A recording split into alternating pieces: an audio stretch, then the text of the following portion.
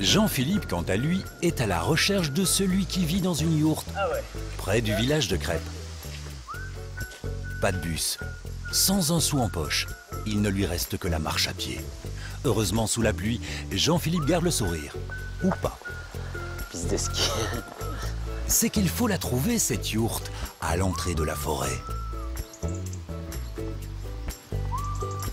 Et la voilà.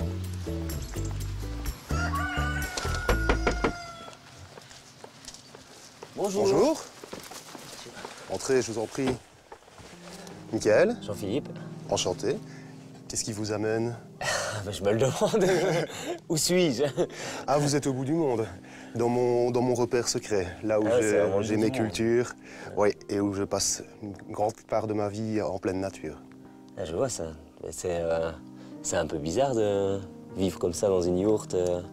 C'est un choix par rapport à la décroissance, oui, effectivement. C'est un choix de simplification volontaire en essayant de laisser le moins d'empreintes écologiques possible sur le terrain. Donc, dans des matériaux comme ceux-ci, on est vraiment sur quelque chose de très stable et de très permanent au niveau du temps. Et donc, tu cultives des légumes Oui. Ouais. Fruits et légumes et fleurs comestibles, effectivement, parce que je travaille avec le manoir des Lébioles, ici un petit peu plus loin sur Spa. Et ça fait maintenant 4 ans qu'on travaille ensemble et que j'agrandis la production d'année en année. D'accord. Et j'ai appris qu'on ne pouvait pas cultiver à Spa normalement. Enfin, il n'y avait pas d'agriculteurs à Spa à cause de l'eau. Ben, effectivement, le problème de l'agriculture conventionnelle, ce sont souvent les pesticides et les engrais qui sont utilisés et qui ont tendance à descendre dans les nappes phréatiques. Vu qu'on est en zone de captage et que c'est de l'eau alimentaire, ben forcément, il y a une législation qui est un peu plus stricte. Mais ici, vu qu'il n'y a aucun intrant, ni chimique, ni extérieur, que ce soit au niveau des engrais ou au niveau des produits, ben, il n'y a pas du tout de pollution au niveau des sols, que du contraire. Je travaille le sol de façon à le nourrir et à ce qu'il soit fertile en permanence. Bon, on va aller chercher ça alors, parce que moi ça donne envie de...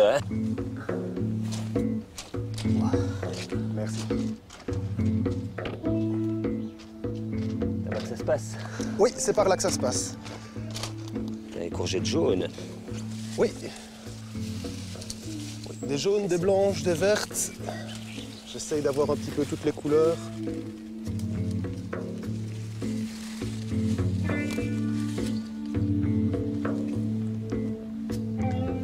Je vais prendre quelques fleurs aussi. Bien sûr. Je vois que tu as de la bourrache. Bourrache, capucine, souci, la monarde là-bas, le cosmos également disponible. En aromate, il nous reste un peu de mélisse aussi. Ouais, bon, il y a des tagettes. Trop... T'as pas toujours été agriculteur, entre guillemets, cultivateur? Non, j'ai pas toujours été agriculteur, effectivement. J'ai été pendant très longtemps gérant d'un magasin de téléphonie mobile. Et puis, ah ouais, rien à voir.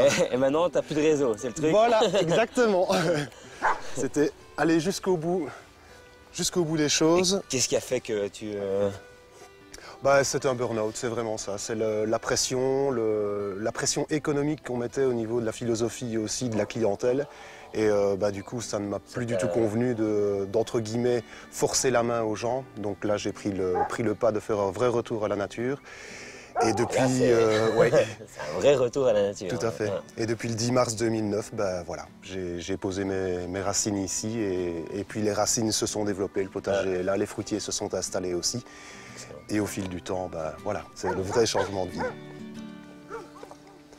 Voilà la monarde, toute petite fleur rose très délicate que tu récoltes en individuel. S'il te plaît, je te laisse découvrir le goût. Ah ouais, c'est du thym en fait. C'est du thym, ouais. C'est surprenant pour une petite fleur comme ça, ouais. Ah, c'est génial, en plus ça ira à merveille avec les légumes un peu méditerranéens. Tout à fait. Ah génial, bah, je vais en... Combien est-ce qu'on en prend? Je pense que je vais déjà en manger 4 sur le chemin. Ah, c'est vraiment génial, je ne connaissais pas. Et ben voilà, je crois que j'ai tout ce qu'il me faut. Sacré Michael, hein. Changer de vie comme ça, vivre dans une yourte, moi je dis bravo. Hein. En même temps, grâce à lui, je vais avoir des bons légumes pour faire ma recette, une bonne ratatouille. Ça va être génial ça.